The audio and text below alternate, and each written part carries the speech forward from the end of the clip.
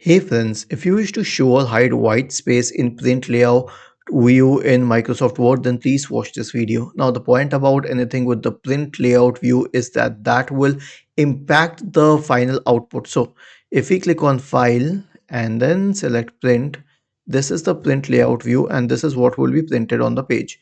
So if you want to change this, then click on file, select options, and then you can go to advanced, then you can go to display, and then there is an option which says show white space between page layout view.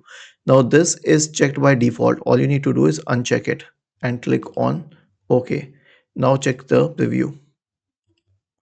Okay, if it had multiple pages, then you would notice the same.